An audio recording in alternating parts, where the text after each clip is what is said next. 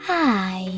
In front of me is INFINIX Note 30 Pro, and today I would like to show you how you can clean storage of this device.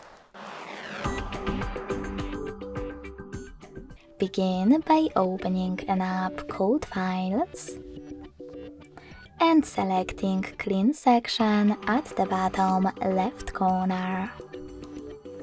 Now click on Clean under Junk Files and select Clear in the pop-up. So when I do that, as you can see, my storage was successfully cleaned.